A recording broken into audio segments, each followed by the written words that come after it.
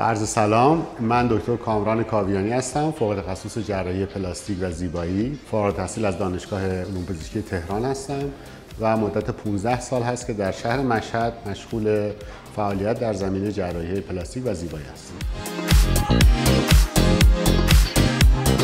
همونطور که میدونید جراحی پلاستیک شامل طیف وسیع از انواع جراحی ها است که چه در زمینه جراحی که تو سر و صورت انجام میشه و چه در جراحی که در بدن هست. تمام اینها توسط جراحان پلاستیک فوق تخصص انجام خواهد شد. بیشترین زمینه فعالیت همونطور که بیشترین متقاضی رو داره جراحی بینی هست، بعد از اون جراحی پلک، پیشانی، صورت و جراحی انواع جراحی بدن مثل جراحی شکم و سینه، چه پروتز، چه کوچک کردن و چه ساکشن. برای کسایی که متقاضی عمل جراحی بینی هستن، پیشنهادی که من میکنم این هست که با توجه به بینی که خودشون دارن، با کیفیت پوستشون و سایز بینیشون توقعاتشون رو برای ما بیان بکنن. یعنی کسی که یه بینی گوشتی با پوست ضخیم و سایز بزرگ داره، نتیجهش فرق میکنه با کسی که پوستی بهتر و بینیش از قبل سایز کوچیک‌تر داره. بنابراین هر دو اینها نمیتونن یک نتیجه رو بگیرن.